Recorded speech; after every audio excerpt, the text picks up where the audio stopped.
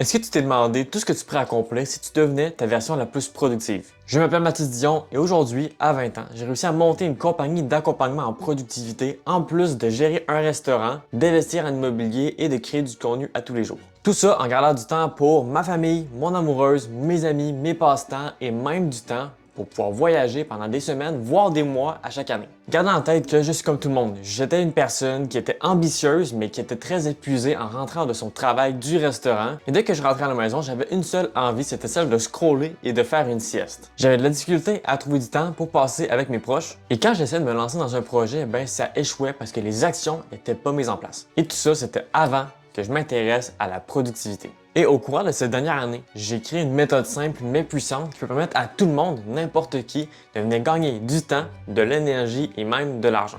Aujourd'hui, je veux te la partager et apporter plusieurs autres points sur la productivité et c'est pour ça que j'ai créé cette masterclass. Il y aura 5 points importants à cette vidéo. La gestion de ton énergie, comprendre ton temps, la priorisation de tes tâches, la rapidité d'exécution et l'organisation pour garder un bon équilibre. Donc, on commence avec le premier, la gestion de ton énergie. Quand on parle de l'énergie, il y a 3 points qui sont super importants. C'est le sommeil, l'alimentation et l'activité physique. Pour l'alimentation, il n'y a pas de recette miracle. On essaie de manger le plus de choses qui sont naturelles. Pourquoi? Parce que c'est ça qui a moins de sucre, qui a moins de choses néfastes dedans également. Et au final, c'est là que tu auras l'alimentation la plus équilibrée. Par contre, malheureusement, c'est souvent ce qui coûte le plus cher. Le fait de manger santé, de manger bio, etc. Mais je peux t'assurer que ça en vaut largement la peine quand tu sais tous les impacts que l'alimentation peut apporter durant ta journée. Une mauvaise alimentation, ça va t'apporter justement de la fatigue, plus de procrastination également. Alors qu'une bonne alimentation, tu auras assez d'énergie et tu auras envie de faire plus de choses. Donc, au final, l'investissement est largement rentabilisé. Évite les glucides, le sucre, durant ton midi parce que ça prend beaucoup plus de temps à venir digérer et c'est là que tu auras un crash d'énergie. Pour le sommeil, maintenant, lève-toi et dors toujours vers les mêmes heures. Je te dirais idéalement assez tôt. Par expérience, le plus difficile, c'est de venir se coucher tôt, surtout les premières fois, et de réussir à s'endormir. Donc, un petit conseil très simple pour te permettre de venir te réveiller plus tôt, ça va être souvent pour 1 à 2 journées, lève-toi très tôt. Et ça, si tu fais pas de sieste le soir, tu seras très fatigué justement puis tu auras envie de te coucher tôt. Et c'est là que ton cycle va pouvoir commencer enfin. Généralement, ça prend environ 2 à 3 jours pour justement venir prendre l'habitude du sommeil. Donc, point rapide, dors dans une chambre fraîche, qui est sombre et qui n'a pas de bruit. Et dans un monde idéal, on passe 1 heure sans écran, 3 heures sans manger également et on essaie d'éviter de boire beaucoup d'eau pour pas se réveiller pendant la nuit.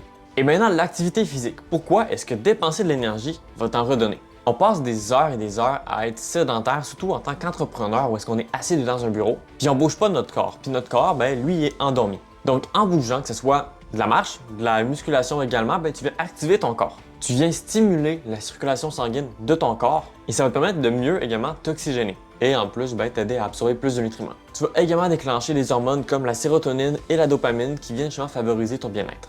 Donc, au final, prendre un 20-30 minutes minimum à chaque jour, ça peut grandement venir t'aider dans ton quotidien. Et si tu sens que tu manques de temps pour ça, justement, le deuxième point va te parler parce que pour être plus productif, tu dois comprendre ton temps. On a toutes 24 heures dans une journée, mais certaines personnes ont l'impression que le temps passe super vite et qu'à la fin de la journée, ils n'ont pas grand-chose d'accompli. Là, on veut comprendre ton temps, mais également où est-ce que tu mets ce temps-là. Généralement, on se dit toujours « je veux être concentré », mais pour réellement être concentré, il faut commencer par comprendre l'inverse. Donc, c'est quoi l'inverse d'être concentré? C'est être distrait. Et c'est avec les distractions que le temps se perd énormément. Je t'invite à aller regarder ton temps d'écran pour réaliser toutes les heures que tu pourrais récupérer à mettre sur tes projets ou ton temps personnel. Pour certains, ça va être 1 heure par jour, d'autres 3 heures par jour, mais je suis certain qu'il y en a la plupart d'entre vous qui vont être dans la moyenne qui est de 5 heures de temps d'écran à chaque jour. Donc, pour les distractions, supprime-les parce que c'est beaucoup plus facile de supprimer une tentation que d'y résister. On enlève les notifications inutiles, on se met en mode avion ou en ne pas déranger pendant les périodes de travail et identifier tes autres distractions pour venir les gérer. Et pour mieux comprendre où est-ce que ton temps va réellement, je t'invite à faire un exercice très simple. Au lieu de faire ton horaire pour les prochains jours à suivre, tu viens faire ton horaire dans le sens inverse, c'est-à-dire que tu fais les journées que tu as passées. Et là, en étant honnête à 100%, tu vas pouvoir voir exactement, OK, j'ai peut-être passé plus de temps à me relaxer qu'à venir travailler sur mes choses. Et en rapport avec le temps, comment mieux utiliser ce temps-là? C'est le troisième point qui va pouvoir te parler parce qu'on parle de la priorisation.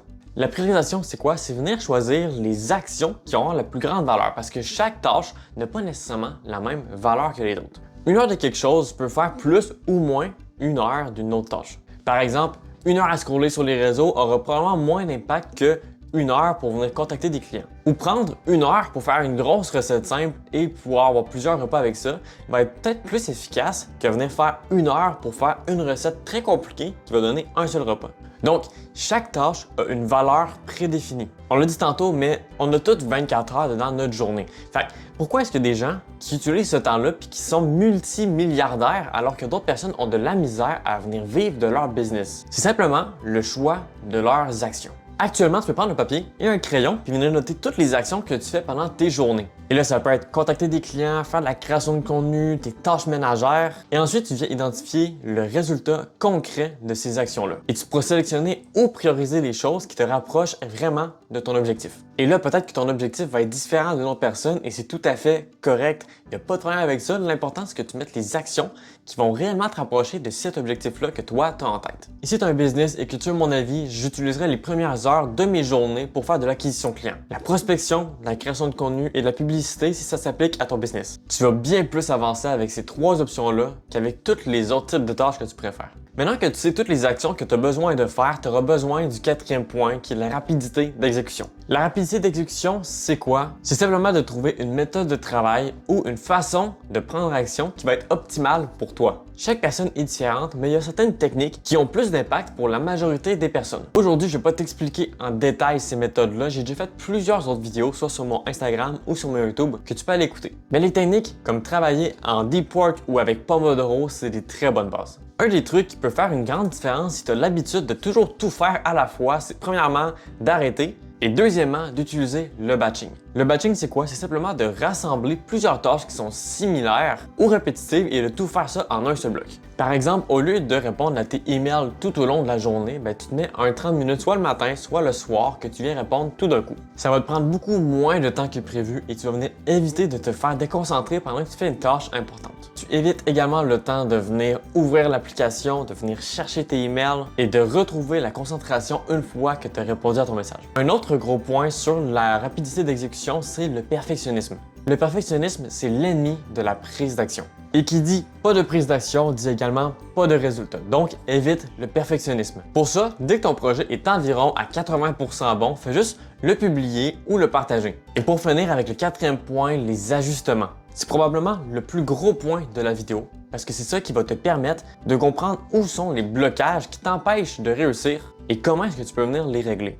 Donc, après chaque période de travail ou des projets que tu as terminés, tu peux te questionner sur la technique utilisée, le temps passé à la tâche, l'environnement dans lequel tu étais et le niveau d'énergie également que tu avais. Et pour éviter les baisses d'énergie et avoir plus de clarté, tu auras besoin du 5e point qui est l'organisation. Pour être organisé, c'est très simple, il faut que tu saches ce que tu fais et où est-ce que tu t'en vas. Et la chose qui fera la plus grande différence si tu ne le fais toujours pas, c'est d'avoir un agenda. Prends Google Agenda et planifie tes semaines à l'avance. Donc tous les dimanches, tu viens prévoir justement ce que tu vas faire tous les jours de ta semaine. Idéalement, viens évaluer également ta semaine précédente pour savoir c'est quoi que tu as fait de mal et c'est quoi que tu as fait de bien, pour que tu puisses également venir l'ajuster pour cette semaine-là. Il faut que tu ailles du temps de travail, du temps de récupération et que ton horaire soit réaliste. Et là, n'hésite pas à te mettre des marges de temps un petit peu plus grandes pour éviter les imprévus. Comme ça, si jamais une tâche te prend plus de temps que prévu, tu vas pouvoir décaler légèrement sans que ça vienne tout détruire ton horaire. Le deuxième truc à appliquer, c'est au niveau des routines. Essaie de venir créer des routines qui te plaisent, qui vont bien commencer tes journées et qui vont bien les terminer. Le matin, tu mets des actions en place qui vont venir te réveiller le plus rapidement possible, comme boire de l'eau, faire du sport ou sortir dehors. Et le soir, tu mets tout en place pour préparer ta journée du lendemain. Ça peut être planifier les choses que tu vas faire, et faire un petit review également de tes journées pour savoir qu'est-ce que tu peux faire de mieux et qu'est-ce que tu as fait de bien. On a dit tantôt qu'il fallait que tu saches où est-ce que tu t'en vas et ça peut pas être plus vrai. Ça va toujours être mieux de faire un pas dans la bonne direction que 5 pas dans la mauvaise. Donc commence par identifier ton vrai objectif à long terme et viens le découper en objectifs qui vont être plus petits. Idéalement, tu veux te concentrer sur les actions que tu peux mettre et pas nécessairement le résultat. Sinon, tu peux facilement te décourager parce que tu n'arrives pas à ton objectif, mais c'est normal, ça prend du temps. Je t'ai donné beaucoup d'informations durant la vidéo et c'est normal que tu t'en souviennes pas complètement. Généralement, on écoute une vidéo puis on sait que le sujet nous intéresse et que ça peut être pratique pour nos objectifs, pour nous, pour notre succès. Mais ce qui arrive souvent, c'est qu'on a envie de prendre action, on a envie d'avancer, on veut tout déchirer, puis au final, enfin réussir. Et je t'encourage fortement à venir prendre action dans tout ça parce qu'aujourd'hui, ça va pas être comme tous les jours. Terminer là, de simplement écouter des vidéos, de passer à la suivante et de déjà oublier les informations que tu viens juste d'apprendre. Aujourd'hui, tu vas prendre action et c'est ta chance de te lancer. Il y a deux options qui s'offrent à toi actuellement. La première, c'est le faire seul. Et c'est une bonne option. Si tu préfères la choisir, c'est super, mais le chemin peut prendre assez longtemps entre trouver les informations, les essayer, les évaluer, comprendre que c'est pas nécessairement pour toi et répéter le processus encore et encore. Et ça, cette méthode-là, ça peut prendre des mois, voire des années avant de réellement avoir des bons résultats. Et éventuellement, peut-être que tu vas passer à côté de plusieurs opportunités qui peuvent te rapporter gros. Et ça, simplement parce que tu n'étais pas assez productif dedans tes projets. Et il y a également l'option numéro 2, celle-là de te faire accompagner pour sauver tout ce temps-là et venir commencer avec une stratégie qui est déjà prouvée. Et c'est pour ça que j'ai lancé mon accompagnement pour t'aider à être réellement productif et aller atteindre tes objectifs. La différence entre mon accompagnement et les autres cours en ligne est absolument énorme. Généralement, tu prends une formation en ligne, tu as les informations, mais ça te laisse avec encore beaucoup de questions et au final, tu es plus confus qu'au début. Et c'est pour ça que tu as besoin de beaucoup plus de support. Et c'est là que l'accompagnement rentre en jeu. Dans le programme, tu vas apprendre exactement la méthode que j'ai utilisée qui m'a permis de développer ma productivité pour gérer un restaurant, développer ma business et investir en immobilier tout en gardant un équilibre entre le travail pro et ma vie personnelle.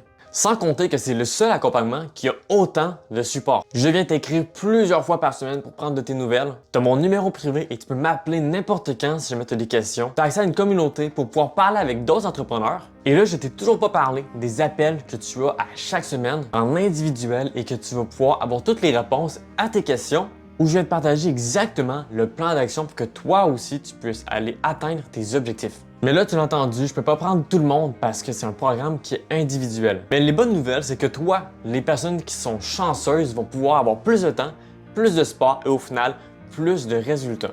J'ai envie de travailler avec toi pour t'apporter le maximum de résultats. Donc, pour ne pas manquer cette opportunité, clique sur le premier lien dans la description pour prendre un appel avec moi. Tu seras amené à répondre à 10 questions pour que je puisse mieux comprendre où tu en es, c'est quoi tes objectifs et comprendre tes besoins.